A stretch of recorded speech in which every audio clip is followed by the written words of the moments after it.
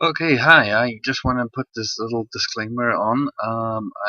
After recently testing the alternate microphone I have, I decided this first microphone, though it is a little quieter, it has less noise, or it picks up less noise from the surrounding environment. So I will be reverting back to this one from now onwards. I will try in the future to get a little bit more of a or no, I will try to optimize the audio a little bit better. However, well, it may still sound kind of funny until I actually get a professional microphone. So yeah, I just want to update you guys on that, and let's get back to Steam. Hello, and welcome to the 11th episode of Queuing for Steam, the show where I look through what is on Steam's Discovery queue and rate the games based on my own personal experiences or biases, really. Well, okay, let's get started with this queue and see what comes up today. Tales of the from the Borderlands, a Telltale game series. Tales from the Borderlands is a five-part episodic game series from the creators of The Walking Dead, a Telltale game series. Set in the unforgiving world of Pandora after the events seen in Borderlands 2, this is a story full of Borderlands' trademark humor, following two adventurers on their journey to find the rest of this description, maybe. Ugh. Can't you just boil it down to something smaller? Really? Can't fucking fit it in. Oh well, okay. Well, these I am going to assume are all the in-game. Yeah, well, Scooter is a character from the original. Great, you've done this thing where you've got two sets of the same fucking screenshots, and then it jumps to the other screenshot when everything. Why do you even have these here? Fucking Steam. Where's it? Fucking guys who put this on Steam. I don't know who's at fault for that. Yeah, I haven't had a lot of experience with to any Telltale's games, but I have played Borderlands quite a bit. At least Borderlands 2, or 1 and 2. And they are entirely different things compared to this. This is a narrative-driven point and click, well, sort of adventure game done in the trademark style of the Telltale games, and set with the Borderlands aesthetic and in the Borderlands universe. And yeah, there's episode 2 has come out. It's in an episodic nature, like most of the other Telltale games. Um, I don't know what else I can really say about it other than it's interesting that it delves into more of the world of Borderlands, which that essentially is also outside of just Pandora, the freaking play area, because in the actual lore of the Borderlands games, it does mention a whole bunch of other places and stuff, other planets, other star systems, and everything else. But it never really seems to get away from Pandora. Why, as well as this now does start off a little bit out of Pandora, and then it actually, from viewing, looking at this, it jumps into Pandora again after that, which I guess it's that's a staple of the series. But it is usually $25, but it's on sale. It also is very positive with 93% of 1,800 reviews, which is fairly good. I've heard the first episode is pretty good, but that's part and parcel with Telltale games. Um, I don't know. I haven't really experienced it or think it. I mean, it's really good if you're looking for more of the Borderlands mythos and stuff, but it's not a Borderlands first-person looter. Um, yeah, I can only really recommend it if you're looking to get into the Borderlands backstory.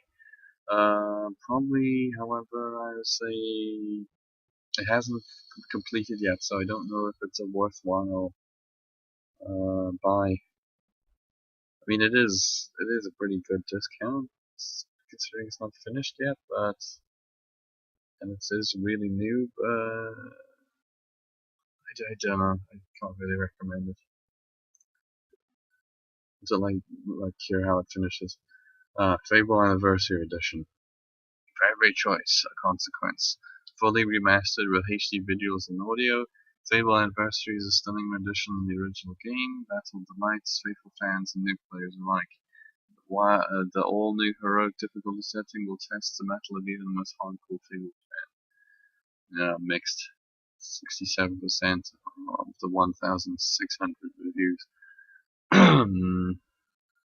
Yeah, I haven't heard good things about this. Essentially, it doesn't. It does what really need, or what didn't need to be done.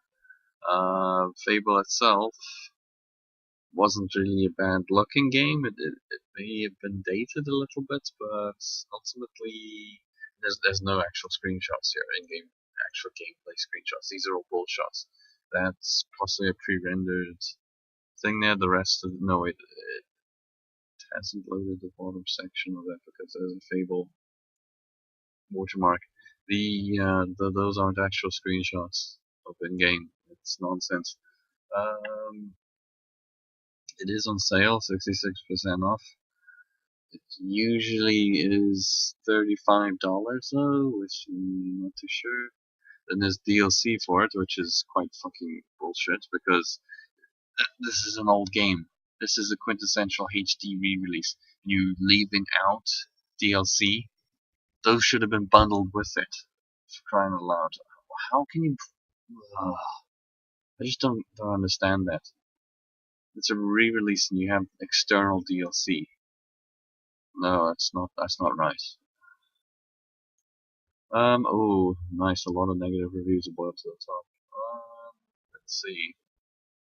Yeah, $35. Adds HD graphics is pretty. Controls of window mode, yeah, because those weren't in the original. At least I've seen. DLC of the game is $25. It's a Soviet costumes and you'll never use them for to the base game armors. Wow.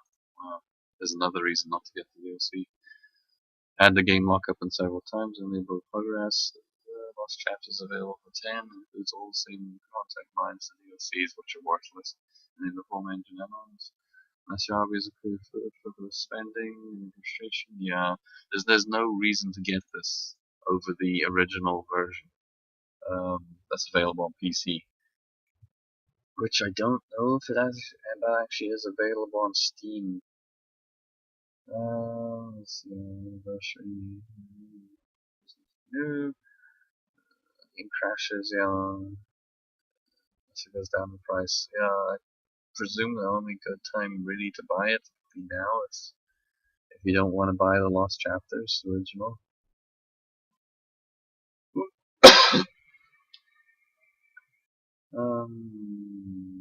Controls are different in clunky compared to the main. Visual texture scenes and sections. Is terrible and clunky. Yeah, it's another thing I've heard. The actual design UI for how you look at your inventory quests and etc. are really, really, really bad looking and badly implemented and just unintuitive. The most clunky looking thing ever. Let's just double check if Fable The Lost Chapters is on Steam.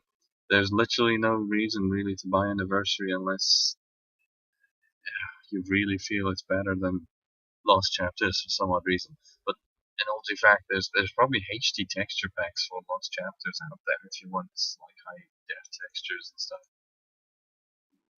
I literally can't recommend it unless it drops lower than Lost Chapters, which I don't think it ever will. Dead Rising 3 Apocalypse Edition. Let's see. It's taking a while to load it up. It's kind of bizarre. Why are you doing this? Oh, here we go. Dead Rising 3 Apocalypse Edition. Explore the zombie-infested city of Los Perditos. and find a way to escape before a military strike wipes the entire city and everyone it's off the map. That's the same premise as the first two games. It is mixed reviews. 66% of the 5,000 or so reviews. Yeah, I've heard it's not really as good as the first two, and even though it has the better graphics fidelity, really HD textures, etc. There's it's significantly different to the other two, at least in terms of the original the main single player storyline. Single player as such, that there's no timed events, everything just is very casual as such. There's no, not prerogative, there's no urgency in any of the game because things don't have timers anymore. Also, another feature that I thought was really weird is the overall character design. These characters have a realistic look to them, but their eyes are super huge. They're like anime style eyes on like realistic looking characters, which to me doesn't gel well. It makes especially the main character look really weird, and just off putting. This uncanny valley kind of like doll look. Whereas the original two were very much lower res, or skin texture, even if that is in game, wasn't that high depth and spores and stuff, and it gives them this weird look. Some negative reviews above to the top. Let's see. Game is not bad. Yeah, that's the issue. It's not bad. It's just kind of meh. I understand people hate Dead Rising 2 more than this game. Yeah, I own Dead Rising 2 and the off the record alternate timeline type of game, and they are really quite fun. Experimenting combo weapons. So yeah, everything just unlocks for you pretty much. Level up system. Yeah, random level up. Okay, so level up, lane leveling is not really that great. Blueprints, just by collecting items from the enemies, unlock. Yeah, weapon unlocker gives you weapon. Yeah, that's another weird thing. You can spawn weapons that you've just made once ad infinitum. And you can just literally clog up your inventory with OP weapons and just breeze through the entire game. The vehicles, although they're quite interesting, there's a limited amount from what I've heard of, and they're rather just meh. Yeah, you end up using basically just the roller cycle quite a lot.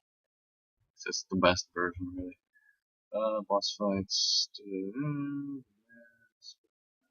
Come weapons like rabbits. Well, yeah, there's no challenge to them because of the broken nature of the weapons, the lockers. Co-op is familiar with these games dying. I mean, what's the point of co-op here? Because I don't know if it even has a difficulty ramp up like some games do when another player joins. Food combo. Also, a lot of food combos. I'm playing this around the map. Yeah, like Dead Rising 2. You can create like food combos where you get extra boosts and stuff. This one, I assume it looks like it. Yeah. It just increases the thing of food optimization. The port of this game is a mess. Office listings are experienced powerful. Yeah, apparently there's really bad lag and stuff like that. Or it just doesn't use the full capabilities of your hardware. It's badly optimized. Timers. What happened to the timers? Yeah, the main story. There is a new game plus mode in a way that adds like an extra difficulty level where it puts timers on everything and stuff runs out. But you don't have that in the base version, which is it's the overall arcing thing about the Dead Rising series, this urgency of I can only do so much in this limited amount of time, and there's only so many people I can rescue. Yeah. The last one, story and character. Stories is very stereotypical. Yeah, it's lots of easy spots, quite dull. Characters not as bad as sitting careful and the career must be good. I guess. Yeah, this is also this weird. He's a god of death, but he's I'm afraid of zombies and stuff like that. There's this weird, I hate to use this term, uh, thematic dissonance. Is it? No, resonant dissonance. No, it's that stupid word that's horrible. Where the character feels one thing in the rendered cutscenes, but then you run around dicking around, being a god of death, basically, and without any qualms in the actual game. It's a weird thing. Um, there's three good things about it: combo weapons. Yeah, there's even more, and they're crazy. The outfits. Yeah, you can wear some really stupid crap in the game. Map is huge. It's got an overall bigger play area because you actually threw a suburb of a city in a way, or district of a city. Um, yeah. What is it currently? Yeah, it's on sale. It is usually $50, but it's currently it's not even half off. I don't know. I don't even think I could recommend it. Possibly when it drops to the teens or single figures. Yeah, I think then it'll be really worth it. Otherwise, right now, not really too sure. Also, they don't have the DLC that came out for the was it now Xbox One version, that hyper dynamic super turbo alpha version that had the crazy in joke Capcom stuff. They don't even have that on PC, which is that one might actually be quite a draw because it's kind of funny and over the top silly and makes it even more arcadey. They don't even have that. It's rather lackluster on PC. So yeah, I'd recommend probably waiting till it's teens or single figures. Not recommended. Legend of Grimrock 2. Legend of Grimrock 2 is a dungeon-crawling role-playing game with modern execution but an old-school heart. A group of four prisoners shipwrecked, have been shipwrecked on a secluded Isle of Nyx. The island is filled with ancient crumbled ruins, mysterious shrines, and vast underground network of tunnels and stuff. But interesting thing is this one stuff is above ground as well now. Because usually you see this. This is it's an old school dungeon crawler where you control a party of four, like it says, and you move square by square through a very grid-like dungeon, fighting monsters and like sort of turn-based combat in a way. There's a grid, and you sort of lay into them and stuff. It obviously it's a sequel to the first game. Yeah, this one being overwhelmingly positive, with 95% of only 900 reviews. It's also not too old. It came out October last year, so it's been around, and not many people have really picked it up. It seems, even though it is like the original one, they are really nice HD modern remasters of the old dungeon crawlers. Um, it is currently on sale, though it usually goes for $24. I reviews none. Yeah, because it's overwhelmingly positive. I I don't know. It looks really enticing, as does the first game. I think I really need to pick those up sometime, especially when they're on good discounts, which they probably are if this one is discounted right now. Um, yeah, I would recommend it. They are quite fun. Dungeon crawlers. Deus Ex: The Human Revolution Director's Cut. Okay, Director's Cut. Yeah, I've played through the entirety of the original version. Um, it and also the expansion, the DLC that was,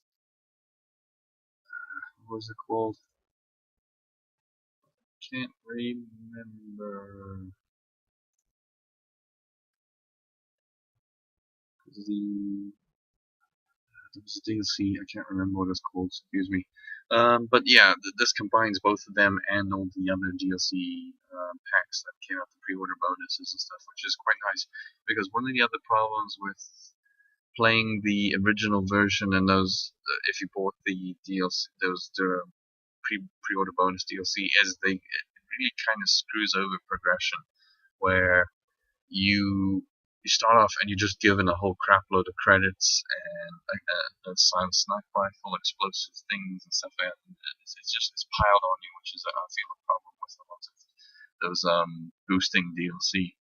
Um, it just it overwhelms you. Well, it paces it better. You get those DLC items spread throughout the actual campaign of the original game, and it's yeah. Having played the original, it is a really good third first slash third person action cyberpunk first person shooter. It's it is really quite good. It lives up to um, the laurels, or yeah, it lives up to the original essentially.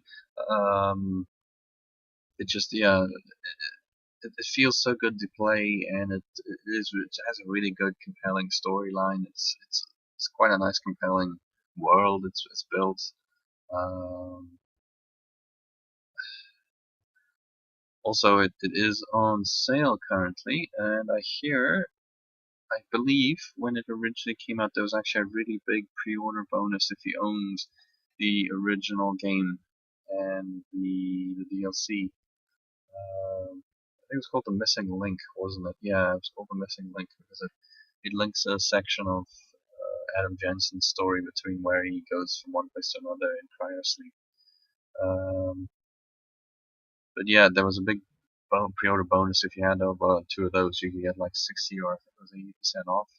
And it might be applying here, or it might just be on a daily slash weekly sale or something. I'm not sure. Usually it's $20, which is quite a steal for this game, as it gives you hours of play, and it's really something to behold. I would say. And yeah, for that kind of money, it's really worth getting. Um, yeah, the only negative thing I'd say is possibly the melee combat.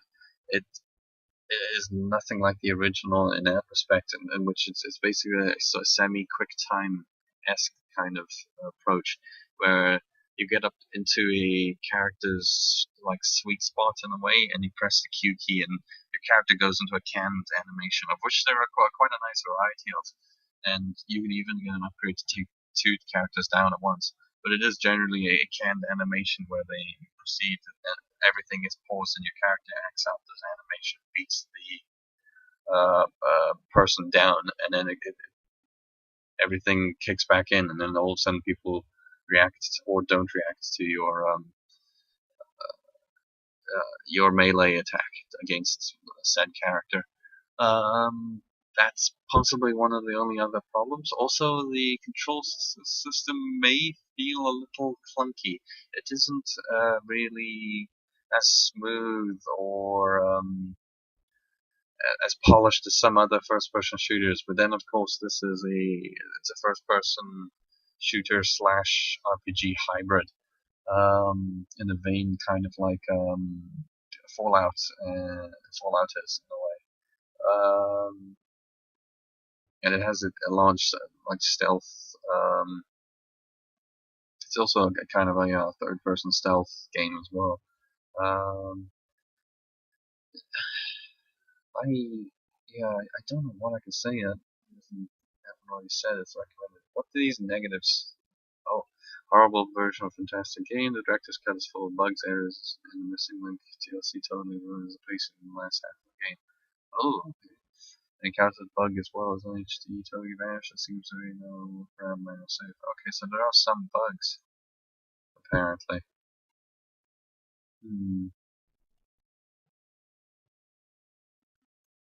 Play version.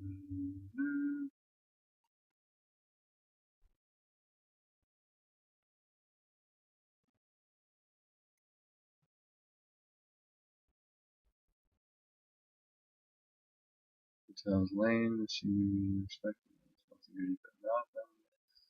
it's long done read. It's a decent game with a few different things to choose from. Yeah, but although stealth tends to be the best way to play the game. That was pretty standard.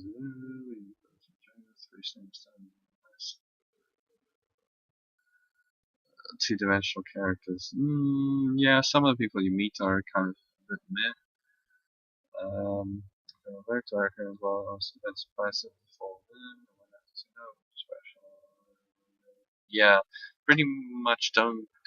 It's maybe don't get this at the full price.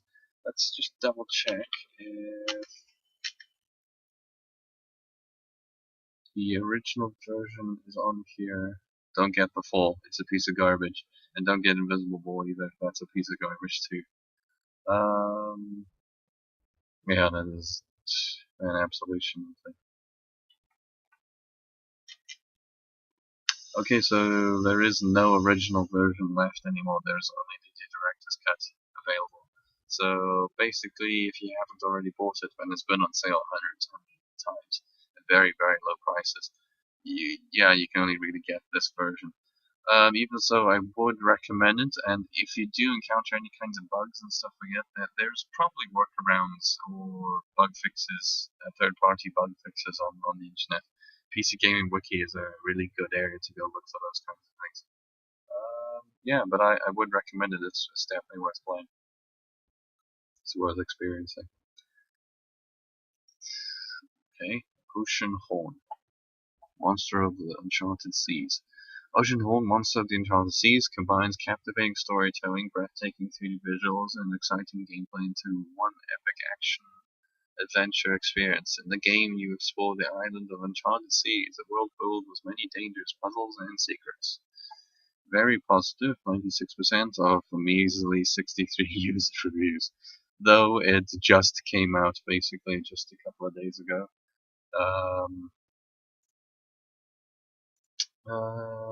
It's an interesting art style. That's in game, at least. It's nice. It's actually a HUD. Looks kind of like a Wind Waker clone. I gotta say, at least from that right there, and very Link style main character. It okay. Wait, it's actually an isometric style RPG.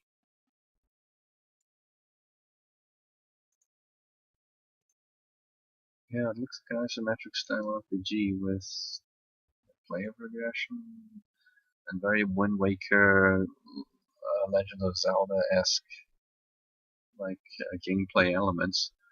Um, and there's presumably dungeons you explore, and then looking at it, there's different types of items you can collect: bow and arrow, boots, a sword. Looks like a flute or something, and then a fishing rod. It is. It's a very Legend of Zelda type of thing. Looking at it at least. Is on sale, though it's usually $15. Okay, that's kind of cheap. Although, how big is the game? Oh, not recommended. Potentially a fun little Zelda light title, Except it's possible to get into except it is possible to get into a position where you go through a one-time only section, like a bridge collapses behind you or cave in or something, die and then restart on the wrong side. There's no way to get through, and then you have to restart the entire game. Okay, so there are some bug fixes or bugs that needs to be fixed. These are not new issues, associated with fix upon, and there's several people asking dev and received answers after on the iPad version over a year ago. Okay, yeah, especially if they have a patch then. You could be on mind by gameplay, be aware there are several instances where this can happen, and it doesn't look like the devs are interested in fixing it.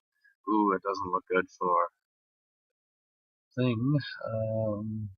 Come, was it Corn Fox and Bros? Hmm. Okay, so also interesting there is that it actually was an iPad title or a what do you call those, tablet PC game. Um, hmm, what else are there? Pre-release. How do you get these pre-release versions? This is a good game. Time Zelda Life. Also nothing compared to Zelda. Future Zelda games. Yeah, because you don't really get Zelda games on the PC. So if you don't own a Wii U or a Wii, I guess, or a DS or any of the other Nintendo platforms that a Zelda game pops up on, basically, this could be potentially quite nice. But like one review said, if there are game-breaking bugs that require you to restart, I'm not too sure. It also is really, really new at the moment. There isn't a lot of detail on it. Um, hmm. Although it is quite positive. Maybe we should wait for more reviews to come out potentially. See if there are any other problems. I I would say it's a very hesitant yes.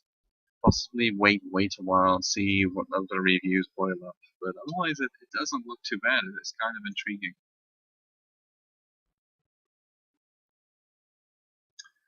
Uh, Tales of Maj'Eyal. Tales of Maj'Eyal is a roguelike RPG featuring tactical turn-based combat and advanced character building. Play as one of many unique races and classes in a lore-filled world of Eyal, exploring random dungeons, facing overwhelming battles, and developing characters with your own tailored mix of something we'll never know because the rest of the description's cut off. Ugh. So overwhelmingly positive, 95% of 900 reviews or so. Came out in 2012, so this is quite an older, or it's a good couple of years old. I have no idea what the hell's going on there. So that looks like it's in game. It's 2D. Um, looked alright. It's got a very looks like a clunky looking graphic style. Um, it's weird looking. Okay, the forest.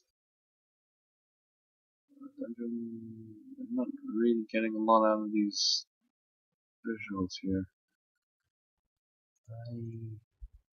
Okay, so it's a 2D sort of top-down-ish, isometric-ish, um, turn-based RPG as roguelite elements.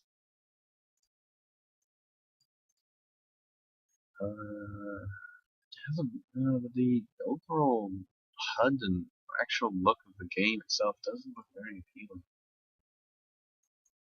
It looks, yeah, like it's really old, even older than 2012. This looks like Ultima Online almost.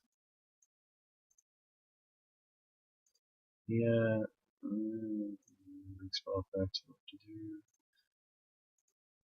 I mean, if you can get over the visual art style, I guess, how old and dated it looks, and just the sheer volume of what's going on the screen, because it looks like a very MMO-esque kind of like stats bar or stat timeline, and then there's holy crap, look at that stats bar.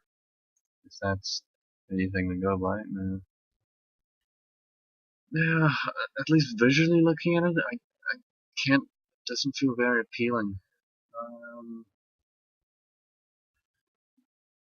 it is though. It is on sale for quite a bargain. $1 for it. Usually is about $7, so it's quite cheap compared to what it looks like. There is DLC. That's also heavily on sale. Not entirely sure. Yeah, it's rather cheap. Any negative reviews? None have come to the top. Alright, so this, I assume, has a rather positive player base, though. Is there any single player only, so you won't be playing multiplayer? I don't know. It's just I don't like the the overall look of it. It looks really too dated. I mean, maybe it's an indie title, and it's maybe all you can do sometimes, but it just doesn't. It doesn't gel with me. It looks too old, like Ultima Online kind of thing. Um, and I mean, turn-based RPGs. The only kinds of ones I like when are big tactical ones like Fire Emblem or Shining Force. Those kind of appeal to me. This one, although it looks like you actually only control a singular character and move around. I don't know. No, I can't really recommend it unless you're really into this kind of game and it actually does appeal to you.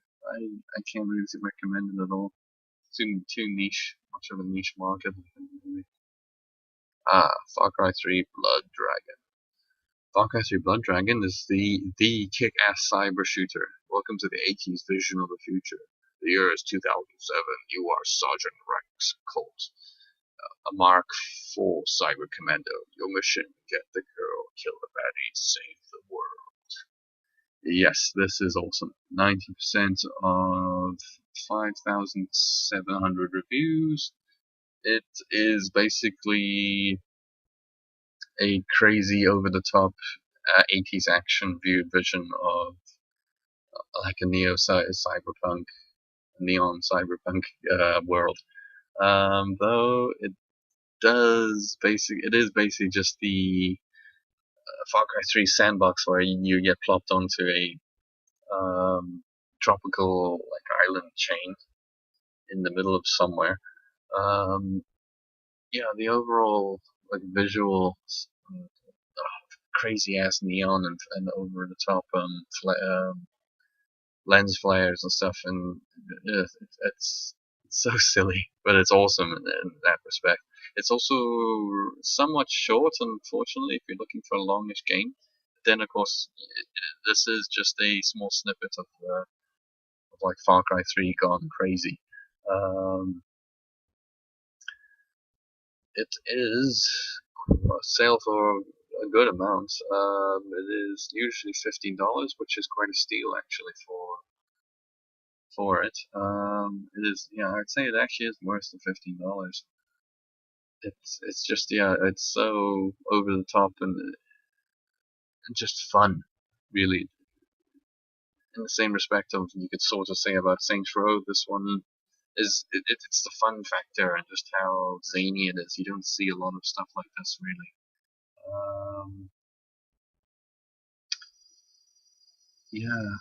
And it also comes bundled with there's a bundle with Juarez Gunslinger, which I've heard is also a very good like Juarez light game. It's in a similar way to what Blood Dragon is to Far Cry 3. It doesn't require Far Cry 3 neither to play because I don't own Far Cry 3 myself, but I own this. And it is, I can wholeheartedly recommend it. It is a fun action romp that I hope really, really, really gets a sequel. I hope Ubisoft just wakes up and actually makes a freaking sequel based possibly on Far Cry 4's engine, etc. And hopefully it takes place in the city this time, or just some kind of environment that's different to tropical island or Himalayan mountains.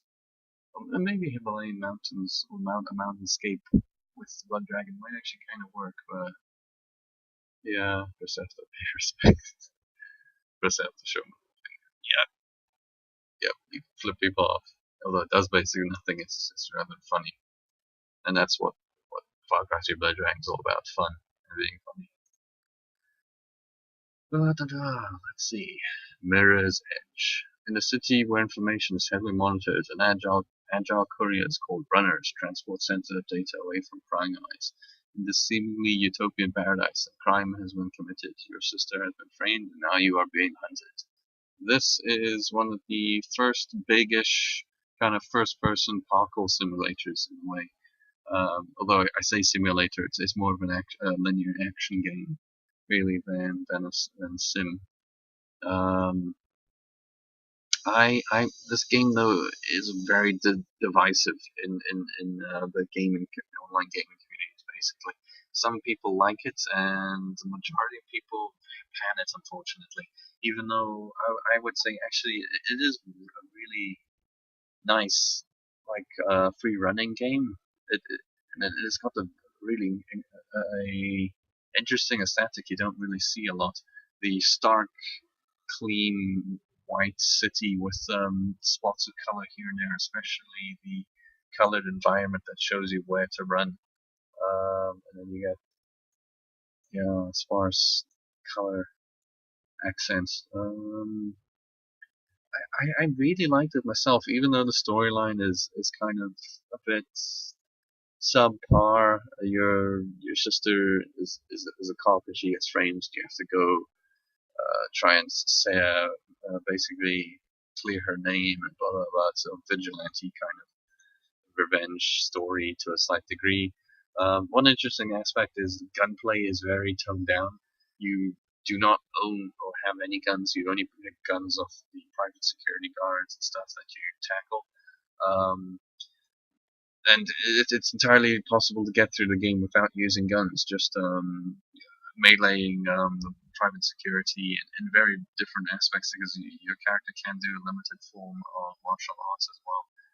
Though I generally found myself whenever I came up to there was a guard, I would do a tactical disarm, shoot them, and then just shoot everyone until the gun ran out. That it really solved a lot of problems, but it also created this strange this character, this strange a character paradox where Faith, the main character, is really shouldn't be using guns and stuff like that. But especially in one level where you are running from the cops and yet again, and you go through a mall that's under construction. In the last section of the mall, there is a large lobby area kind of thing, and in that lobby area, you descend into the air and you do a tactical drop on a guy who has a M249 LMG, and then Faith or you as a player character can actually pick up this M249 this freaking heavy light machine gun that she herself probably would not be able to raise and carry around, and you can just hose down people with bullets uh, from this freaking light machine gun. It's just that one was a really weird.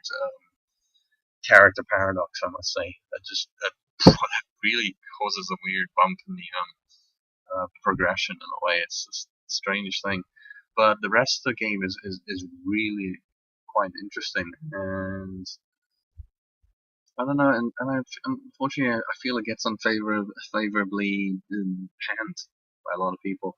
Okay, although the community here, 91% positive, very positive user reviews, of which there are 9,000 or so, which that's pretty good. It's kind of old, 2009, and hopefully the sequel coming out will be. Oh, I hate when they do. It only had one game, and it was fairly good. People liked it, but they're already rebooting it, and it's like I just hope the one that comes out isn't a reboot. It's more of a sequel. I just hope they actually drop that fucking idea and just go with a proper sequel. Because rebooting everything when it's only had one fucking game, that's stupid.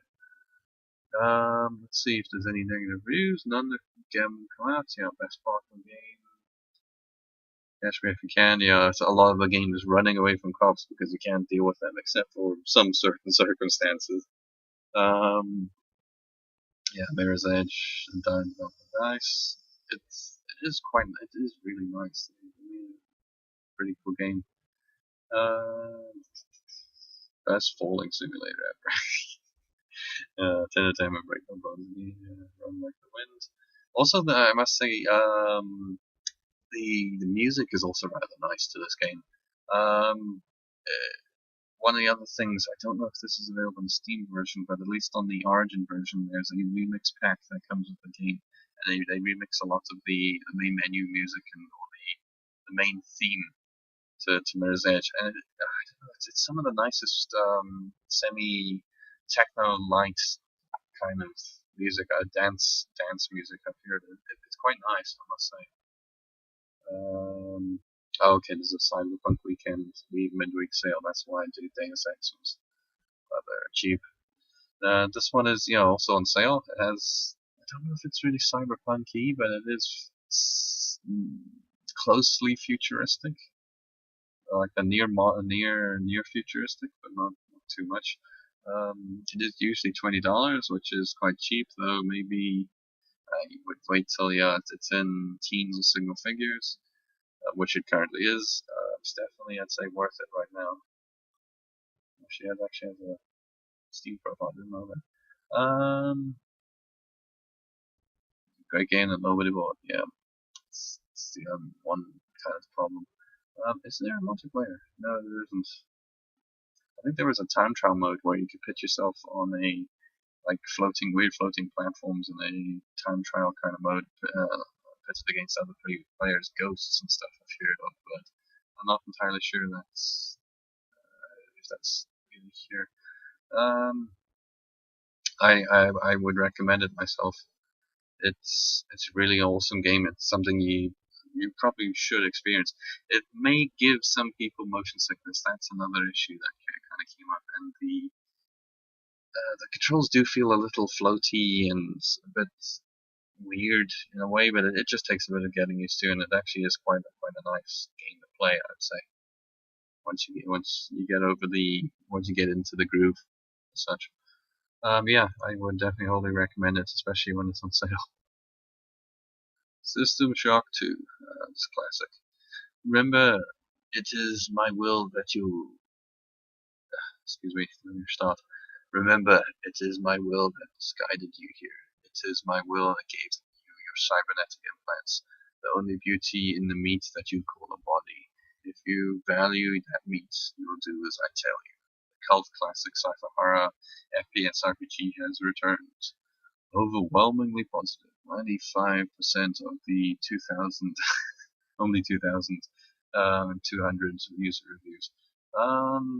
This one, yeah, it is a classic. It, however, looks extremely dated now. But there are mods online that I've seen that give it HD textures and HD models and stuff that can really enhance the game quite drastically. This one being the first or earlier games in the rational / looking class that led to Bioshock and Bioshock Infinity. Though it is more of the RPG system where you get stat points and you upgrade levels and stuff. So you can get stats into diverse different things like psychic abilities. Though you have an augmented body, which that's like psyops and stuff like that. Then there's weapons, different weapons, hacking and stuff. It is more of a traditional RPG than the FPSs that Bioshock and Bioshock Infinite are like. That may throw some people off, though it has a very unique. Well, I say unique for back then. Story where you're marooned on a ship and there's a computer that's gone psychotic and it's killing the crew, and you have to either shut off the computer or basically you have to just survive and get through, um, get through, get through and survive. Yeah, pretty much as much as I think. I haven't played a lot of it. I only played a demo back in the day, and it was alright. But I think it was It has a very kind of clunky control system. I feel from what I remember, but there are, I presume, there are mods online that could also possibly fix that too. Yeah, well, positive. It is a classic, but not a lot of people might not gel with a lot of people. It is usually $10, which is quite a good value, though yeah, it's on heavy sale at the moment, which is even better. Um, there are mods online that can help as well. There's a new update for it recently. Alright, that's interesting. Any negative reviews? None that come to the top. Yeah, I I kind of liked it when back in the day. It's just I didn't get enough time to really get to grips with it. I think it is something you probably should really play and experience to see where Bioshock came from, essentially. I think yeah, I would recommend, especially at a heavy discount, and even $10 is quite a good thing. And like I've said repeatedly, now there are plenty of mods and community stuff online that really bring it up to speed, or modernize it more so, because it is old 2000s, jeez, 1999. Yeah, I'd recommend it wholeheartedly. Wolf's the Red Hood Diaries, excuse me. Step into the boots of the vengeful Red Riding Hood in this twisted fairy tale platformer. Explore a gorgeous 2.5D fantasy universe controlled by evil Wolf. Puzzle together the pieces of truth behind Red's father's mysterious passing and wield your axe to defeat the deranged fairy tale bosses. Yeah, this is like a weird retelling of the Brothers Grimm kind of fairy tales. Um, Very positive, 81% of only 81 reviews, though it has only just come out. Yeah, it's got this interesting like side-scrolling, like it says, 2.5D platformer kind of playstyle. It's fairly basic hack and slash from what I remember seeing. You click and you just swing the axe, and I don't know if there's any real combo system or anything else. There it is mostly like a puzzle platformer, was described as being, yeah, or no, puzzle together pieces. Yeah, it looks fairly good, I must say. I don't know, let's see.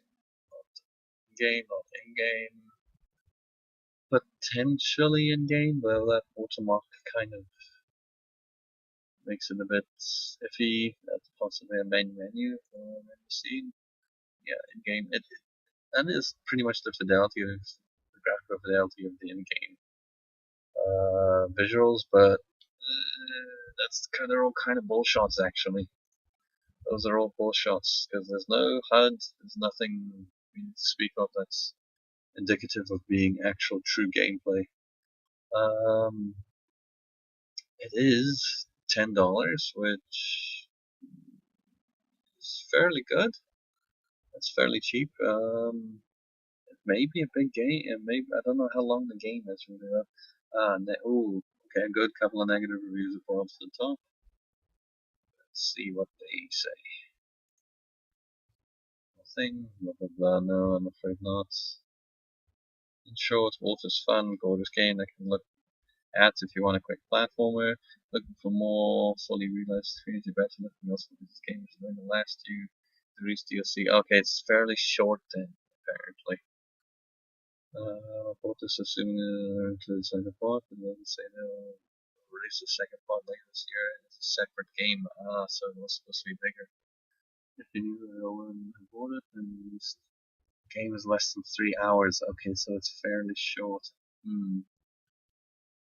Spent in the game, 1.8 hours on record. You beat the game in 1.8 hours. Yeah, I mean, it looked really good, but I guess there's just not much there.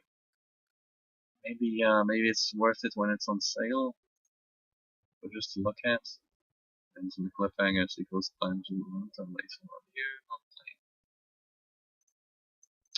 Pretty uninteresting comment. Lazy enemy design on the rest. Yeah, apparently it's just resized the same model and stuff again. Very hard to see, said later on. Yes, that's no direction. Stupid unnecessary comments from Red Hat, unfortunately. The game makes you slow. Another thing I heard when I saw one playthrough was the cringeworthy dialogue. That's main character spouts. It's just it doesn't gel very well. In the same respect of the silly dialogue of Life is Strange. The totally awesome sauce. That kind of cringeworthy fucking like hipster millennial fucking talk. That no one actually uses in real life. Okay, so it is short, and that's a problem. Yeah, maybe wait for it when it's on sale, and maybe wait for it when the second half of it comes out later this year and it's bundled together in a pack, maybe for that price or less. Yeah, I can't really say. Ooh, Wolfenstein: The Old Blood. This is a pre-order. Wolfenstein: The Old Blood is a standalone prequel to the critically acclaimed first-person adventure shooter Wolfenstein: The New Order. The adventure, which spans 8 chapters and 2 interconnected stories, features the hallmarks of machine games: thrilling action, immense story, missing rest of the description. Come on, come on. Well, the one thing I piqued my interest was the still shots. Another pre-rendered bull shot. It's not even actual true in-game visuals. Same there, nothing there to speak of actual in-game. Though, yeah, there's a pre-order, so maybe more screenshots will pop up later on. It looks very, very appealing, I must say. It's currently, there's no real sale for it. It's $20. It's a smaller experience from what I understand, 8 chapters, whereas the original is, I think, twice that size, possibly, and there was 2 alternate timelines, and this one being 2 interconnected stories. Does that mean alternate timelines like in the first game, or I don't know if there's any replayability? Although the one thing I will say about this is quite nice is it explores the world, the sort of 1945, almost World War II running a little too long type of timeline that you actually saw in the very first couple of levels of the New Order, which really appealed to me. And it's nice that this actually goes back to that kind of time and explores that type of thing, especially with like a prequel before Blazkowicz goes into a coma or whatever it is that happens in the New Order, and you go into the future, the Nazi-controlled future. It's nice to see how it explores that, and with Machine Games' previous the game, The New Order, being having so much what would you say, pedigree? Yeah, this one is looking pretty good. Whether or not it could have been just a DLC is debatable. It seems like they did the thing of they spun a DLC off into its own standalone mini expansion, like the way I mentioned, like with Blood Dragon. I'm not too sure. I mean, at least going on the pedigree of the original, yes, I would recommend it. As to whether or not it lives up to that, I don't know. But considering what they did with the first game, I don't think they would screw it up. I think they would really push it to be as good as the Order. So, yeah, I'd say I'd recommend the Old Blood, possibly. Although maybe waiting for it when it actually comes out, because then there's no pre-order bonuses, and there's no pre-order discount. Get it when it comes out, especially after reading reviews. Okay, well that concludes this episode. I'll be back soon with another one, and I'll keep updating with more Hotline Miami 2 and Nazi Zombie Army trilogy. So, see ya.